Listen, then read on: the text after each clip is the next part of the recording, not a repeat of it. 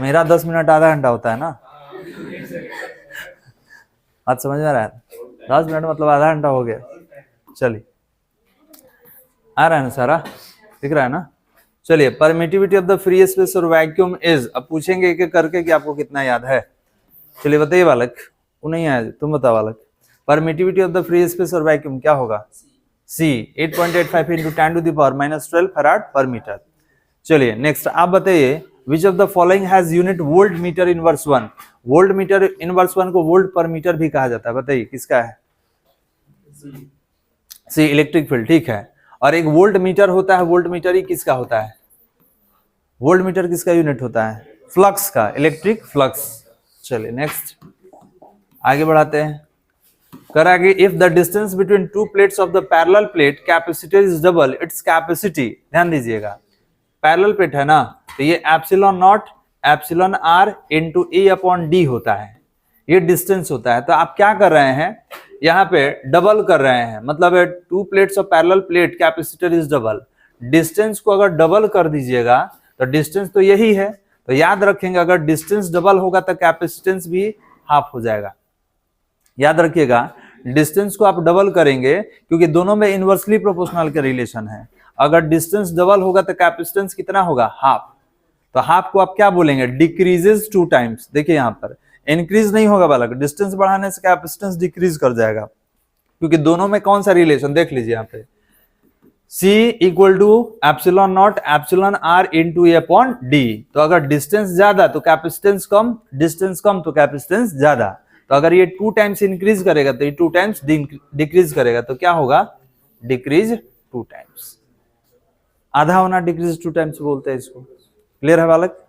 चलिए next, capacity of A spherical conductor is 1 microfarad, its radius will be.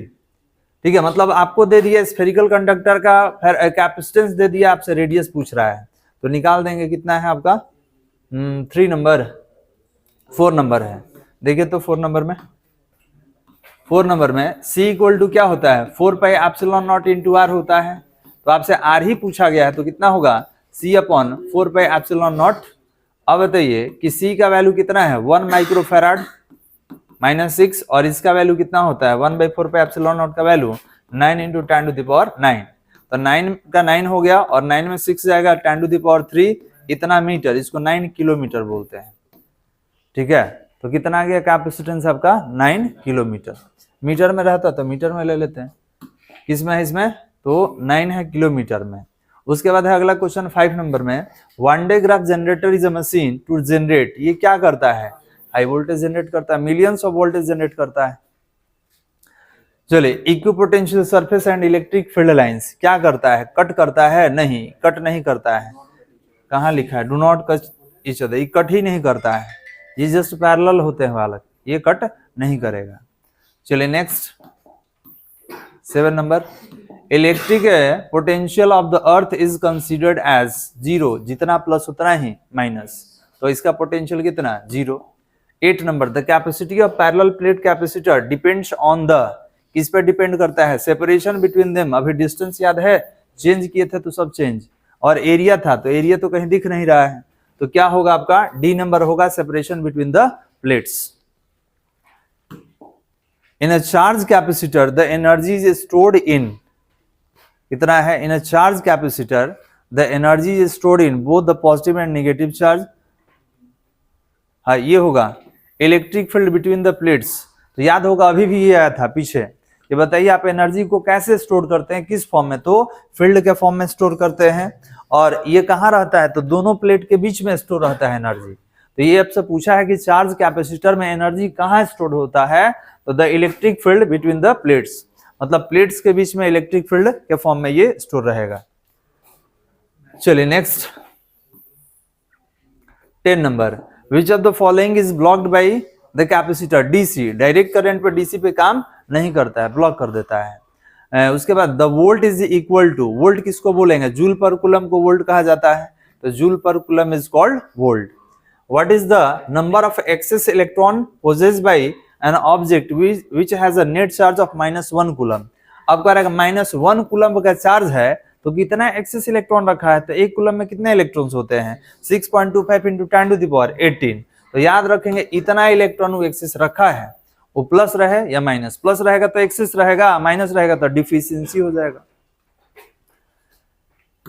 चलिए बताइए, when a glass rod is rubbed with a silk cloth the charge acquired by the glass rod is, क्या होगा, किसको किसके साथ रब किया गया है, तो ग्लास रॉड को सिल्क के साथ रब किया गया है। तो आपको बताया था कि जो सीरीज में ऊपर रहेगा पॉजिटिव, नीचे रहेगा निगेटिव, तो इसमें किसके बारे में पूछ रहा है, ग्लास रॉड के बारे में, तो ये क्या हो जाएगा पॉजिटिव, लिखे थे हम लोग, देख लीजिएगा ऑप्शन नंबर कितना है, 13 है ना, हाँ सही है, कितना हो जाएगा पॉजिटिव।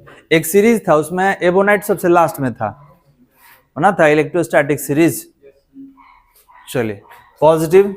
इसके बाद ये भी क्वेश्चन अभी शायद मिला है, कह रहा है कि 10⁻6 electrons are added to a pith ball, add कर रहे हैं, the charge on the pith ball will be, तो किसी को चार्ज दीजिएगा तो नेगेटिव होगा, तो याद रखेंगे क्या पूछ रहा है कि charge Q equal to N E पढ़े हैं, तो कितना होगा नंबर ऑफ इलेक्ट्रॉन 10⁻6 1.6 इंटू 10⁻−19, कितना होगा 1.6 इंटू 10⁻−13, कहाँ है इसमें, ये ऑप्शन नंबर बी। चलिए next, dielectric constant of an insulator can not be, आएगा कोई तो बताना, मेरे को काम है कुछ, ठीक है बताइए क्या नहीं हो सकता है, dielectric of constant of an insulator can not be, कौन नहीं हो सकता है dielectric constant,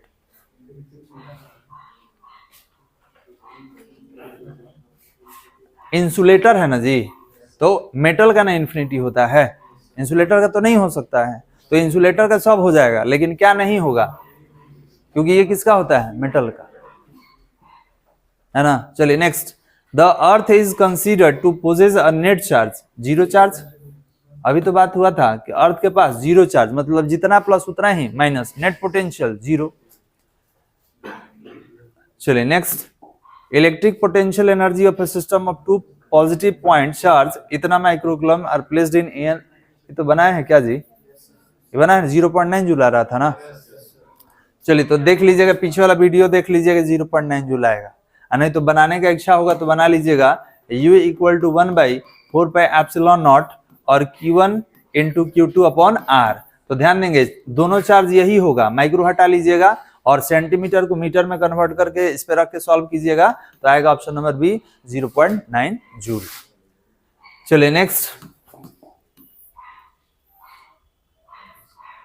out of the following which one's not the unit of electric potential, नहीं है तो जूल पर कूलम को वोल्ट बोलते हैं, ये भी है न्यूटन पर कूलम, ध्यान देंगे ये नहीं है, यहाँ न्यूटन मीटर जूल पर कूलम ये नहीं है, बालक नॉट पूछा था ना कि नहीं है, तो न्यूटन पर कूलम नहीं है, क्यों, इलेक्ट्रिक फील्ड का हो जाता है, इलेक्ट्रिक फील्ड इंटेंसिटी का।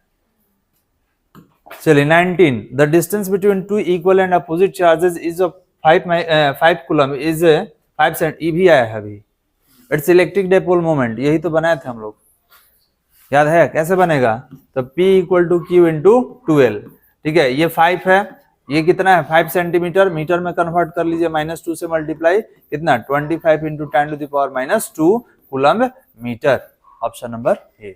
अभी आया था पीछे, हम क्या बोले कि जो आप रिवीजन पीछे वाला सेट का कर लेंगे आगे कोई गलती नहीं होगा, तभी 2 सेट है हमारे पास 9 और 10, तो आप कोशिश करें कि जितना है सबको एक बार रिवाइज कर ले सारे वीडियोस को, ठीक है, क्वेश्चन हम सेट सेंड कर दिए हैं ग्रुप में, ठीक है, एक भी क्वेश्चन नहीं, मतलब अगर 35 का ले तो 35 में 34 नहीं होना चाहिए, पूरा का पूरा आना चाहिए, इसका मतलब आप सही तरीके से प्रैक्टिस किए हैं, ठीक है, कम आ रहा है इसका मतलब लैक ऑफ प्रैक्टिस, आपने प्रैक्टिस नहीं किया है। हाँ थोड़ा क्वेश्चन हम चेंज करेंगे, थोड़ा सा माइनर कि आप कर क्या रहे हैं, मतलब हर जगह हम 25 ही नहीं देंगे, कुछ डाटा चेंज भी हो सकता है, तो मतलब आप रट लिए हैं कि समझ लिए हैं, ये भी तो समझना होगा। ये हो गया ना जी, अभी बताया ना इसको। 20 नंबर कह रहा है torque on an electric dipole in uniform electric field, tau बराबर P क्रॉस E, और क्रॉस किसमें टूटेगा साइन थीटा, तो टाउ बराबर P साइन थीटा, एनर्जी रहता है डाइपोल में तब -P डॉट E होता है और कॉस में टूटता है, एनर्जी डाइपोल में रहता तब। कूलम में क्या होता है, कूलम किसको बोलते हैं, एम्पियर सेकेंड को क्या बोलते हैं, कूलम बोलते हैं। चलिए अगला question 22, An electric dipole is formed if +4 microcoulomb and -4 microcoulomb charges are at 5 mm distance. Calculate the dipole moment and gives its direction. Solve कर लीजिए, कितना है तो P इक्वल टू क्या होता है, Q इंटू 12 होता है। डाइपोल मोमेंट पूछ रहा है ना, तो चार्ज कितना है जी 4, माइक्रो हटा दीजिए, और लेंथ कितना है 5 mm है, तो 1 m हटा दीजिए मिली को, 10⁻³ तो कितना हुआ 5 4 जा 20 और 6 3 कितना होगा 10⁻⁹। एगो जीरो कैंसिल कर दीजिए, 2 × 10⁻8 कूलम्ब मीटर, तो 2 × 10⁻8 कूलम्ब मीटर, ये है बी नंबर वाला। कैसे बनेगा, P equal to Q into 12, और यहाँ जो mm में है ना, तो 1 मिली को हटा लीजिएगा 10⁻³ से। चलो जी, किससे पूछा है, तुम ही बताओ बालक। 23, बाकी कोई हिंट नहीं देगा बालक। देखिए कि इसको अभी वाला पढ़ाई याद है कि नहीं, बताइए। बी, देखिए देख लिए एक्सपेरिमेंट, अभी ही बताया हुआ क्या हो गया, गलत हो गया है ना जी। चलिए ध्यान से देखिए, हम क्या बोल रहे हैं कि लिखना एकदम बंद कर देंगे, ध्यान से समझेंगे। ये अभी 2 बार आ गया, अभी पीछे वाला वीडियो में भी आया था, एक बार और आएगा। चलिए, when the surface is parallel to the electric field then electric flux, क्या होगा बालक, कह रहा है कि सरफेस जो है वो इलेक्ट्रिक फील्ड के पैरेलल है, तो पैरेलल रहेगा तो फ्लक्स जनरेट होगा नहीं, सरफेस से ना फील्ड लाइन जाता है, जब पैरेलल कर दीजिएगा तो फ्लक्स बिल भी क्या होगा 0। क्लियर है बालक। ऐसे भी आप जानते हैं कि फ्लक्स स्केलर है, टूटेगा किस में, 1 minute, when the surface is parallel to the electric field, electric field के पैरेलल होगा देन इलेक्ट्रिक फ्लक्स, तो अगर पैरेलल कर दीजिएगा तो 0 डिग्री, 1 मिनट, फ्लक्स है ना बालक, तो अगर फील्ड लाइंस के परपेंडिकुलर है तो परपेंडिकुलर पे तो टोटल हो जाता है, सरफेस के पैरेलल कीजिएगा तो 0 हो जाएगा। निकाल के देखिए तो कॉस में टूटता है ना, कॉस 0 डिग्री, कॉस 0 का वैल्यू 1, तो ES मैक्सिमम कैसे आ गया जी, सरफेस के साथ है, when the surface is parallel to the electric field, electric field के पैरेलल है देन इलेक्ट्रिक फ्लक्स। तो मान लिए, क्योंकि इसका प्रैक्टिकल हम लोग कर लेते हैं कि यहाँ से एयर, हम मान लिए कि यहाँ से इलेक्ट्रिक फील्ड लाइंस हो गया, और सरफेस को लाके ऐसे रखते हैं, तो ऐसे रखिएगा तो मतलब दोनों में 0 डिग्री होगा, 0 डिग्री मतलब कुछ ऊपर से चला जाएगा कुछ नीचे से, ठीक है। जैसे जैसे इसको घुमाएंगे तो इस तरीके से ये क्या हुआ आपका परपेंडिकुलर हुआ, तो ये फ्लक्स आपका फील्ड लाइंस हो गया, फील्ड लाइंस ऐसे जा रहा है, और ये एरिया हुआ तो 90 डिग्री बना, 90 डिग्री बना, तो 90 डिग्री पर क्या हुआ मैक्सिमम, टोटल का टोटल फील्ड लाइन जाएगा ना यहाँ पे। तो यहाँ पर अगर फॉर्मूले से हम बात करें तो एंगल में पैरेलल का तो 0 डिग्री हो जाता है, और cos 0 का वैल्यू 1 होता है, तो ES आ रहा है, और यहाँ क्या कह रहा है कि अब दोनों में देखना होगा क्या होगा। अच्छा 1 मिनट, वहां डॉट में है ना, रुक जाइए, हाँ ठीक है, हो गया। देखिए अगर ये डॉट क्रॉस में नहीं रहता तब तो निकाल लेते, 0 ही होगा बालक, ये होगा। देखिए क्यों होगा, अगर वो डॉट में नहीं रहता तब तो कॉस में तोड़ के निकाल देते, बात समझिएगा। लेकिन यहाँ पर डॉट, ध्यान देंगे, वो डॉट में दिया है, ये क्रॉस में दिया है, मतलब वेक्टर ही फॉर्म में दिया है, तब क्या हो जाएगा 0 हो जाएगा। क्यों, अभी बताएं कि जैसे इलेक्ट्रिक फील्ड लाइन जा रहा है और आप सरफेस को लाके ऐसे रख दिए, ऐसे पैरेलल रख दिए, तो सारा का सारा नीचे और ऊपर से निकल जाएगा, तो जब तक किसी एरिया से फील्ड लाइन पास नहीं करेगा तब तक फ्लक्स जनरेट नहीं होता है। अब मान लीजिए एक खिड़की है, खिड़की हवा छोड़ के इधर से आएगा, खिड़की से नहीं आया तो क्या उसको फ्लक्स बोलेंगे, नहीं, वो पार्टिकुलर एरिया से आएगा तभी उसको फ्लक्स बोला जाएगा, ठीक है। हमारे चारों तरफ हवा है तो क्या सबको फ्लक्स बोलेंगे, नहीं, जब किसी पार्टिकुलर एरिया को पास करके आएगा तब क्या होता है फ्लक्स, तो ये सही है, ऑप्शन नंबर सी हो जाएगा। अब देखिए ऐसा क्वेश्चन में कंफ्यूजन ये डॉट और क्रॉस से हो जाता है। बताइए इलेक्ट्रिक फ्लक्स का क्या होगा, अभी बताए थे वोल्ट मीटर होता है, ठीक है। इसको तोड़ दीजिएगा तो क्या आएगा, newton metre square coulomb inverse 1, तो यही है, किसके इक्विवेलेंट होता है, newton metre square coulomb inverse 1, ये फ्लक्स का होगा। चलिए डायमेंशनल फार्मूला बता दीजिए, किसे पूछा जाए, तुम बताओ बालक, हाँ बताइए। इलेक्ट्रिक फ्लक्स अब रुक जाइए, ये तो अब बोल दिए ना, अभी हम चेक कर ले रहे हैं। सही है जी, ये बताया विद्यार्थी, सही है इलेक्ट्रिक, हाँ सी होगा। चलिए एक आदमी सी बोल दिए, एक आदमी ए बोले हैं, और हम 2-4 आदमी से पूछ ले रहे थे, तो सब हो जाएगा। ABCD बोल देगा, तुम बताओ जी। ए होगा, आप बताइए। बी लीजिए। अब डी बाकी वो कौन बोल दो, चलो निकाल दे रहे हैं। कितना है 26। देखिए लगे ना कि भूल गए, दिमाग ही में कैलकुलेट कीजिए। फ्लक्स क्या था, E.H था, निकाल लीजिए। इलेक्ट्रिक फील्ड देखो जी, अब बात करेगा, बता रहे हैं तो बात करेगा, जब पूछेंगे तो चुप हो जाएगा। तो ध्यान देंगे, ये क्या होगा, फोर्स पर यूनिट चार्ज। ठीक है, ये सरफेस हो गया, तो यूनिट या डायमेंशनल फॉर्मूला निकाल लीजिए इसका, MLT इनवर्स 2 हो गया। चार्ज का क्या हो जाएगा AT, और ये एरिया है, एरिया में 2 लेंथ होता है, तो कितना हो जाएगा L²।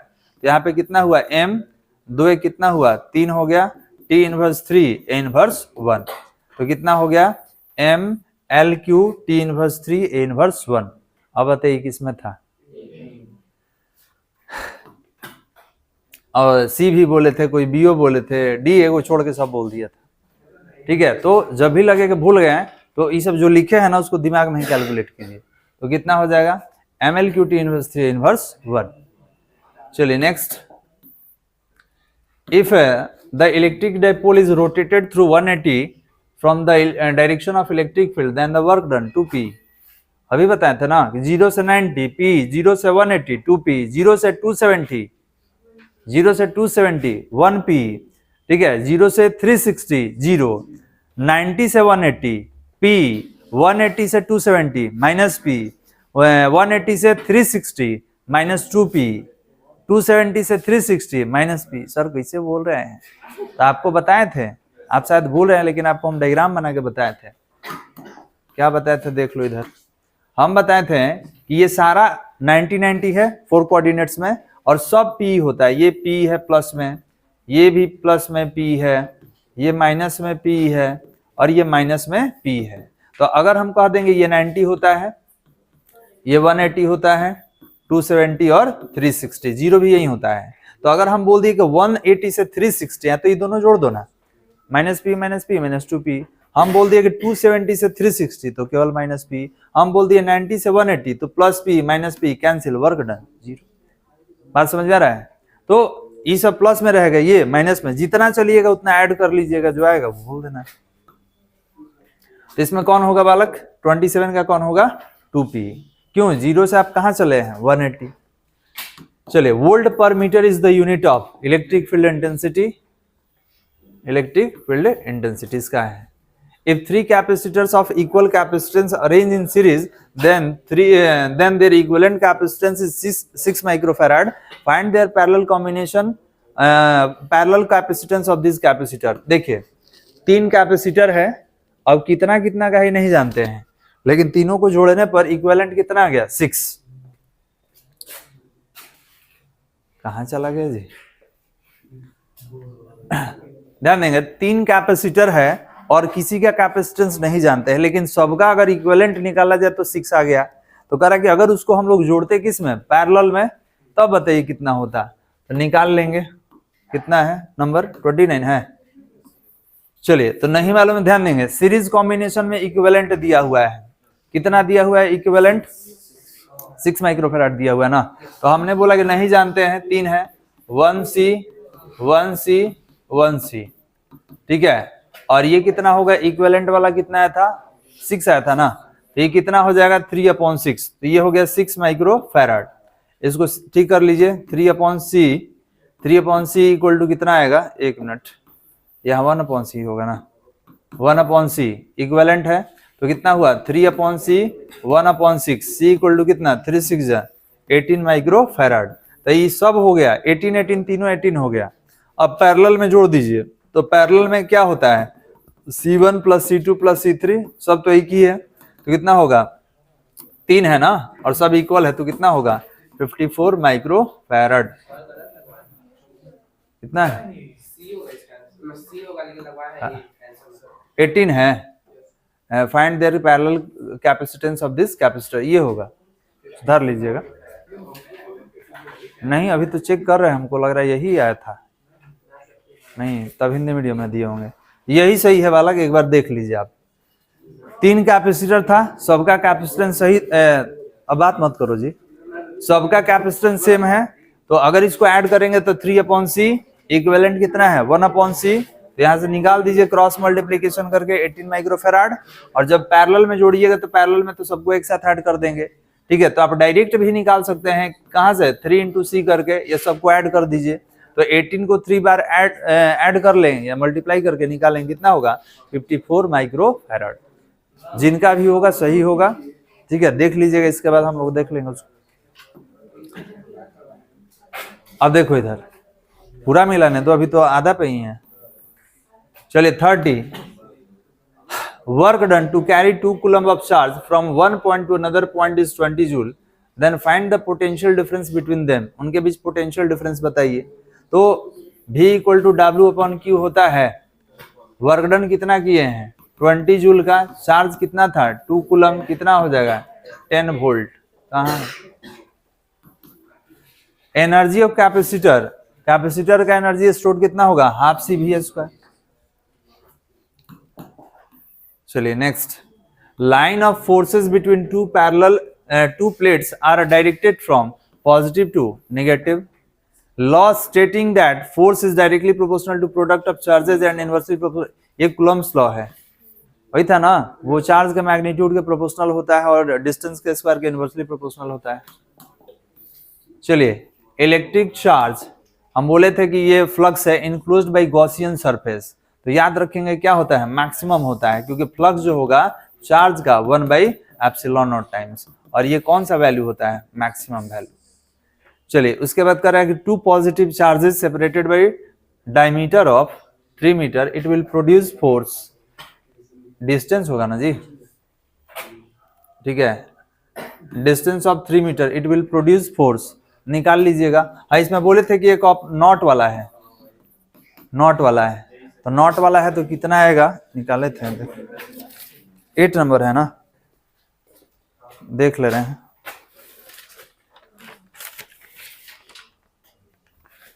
थर्टी 35 है, तो 35 हाँ नॉट है बाबू, इसका आ रहा है बता दे रहे हैं आपका, ये रहा 64 × 10⁹, ठीक है, इसका आ रहा है 64 × 10⁹, निकालिएगा ना यहाँ पे, जैसे F = क्या है तो 1/4πε0 Q1 Q2 अपॉन R² है, ये टोटल पे रखिएगा ना, Q1 है Q2 है, ये आपका R है, ये डिस्टेंस है डायमीटर नहीं है, तो आप रखिएगा तो कितना आ रहा है 64 × 10⁹ न्यूटन, ये आ रहा है, तो ऑप्शन नंबर नॉट होगा, ये नॉट यहाँ लिखवाया था देख लीजिएगा, ठीक है, ठीक है, ये डिस्टेंस है डायमीटर नहीं है।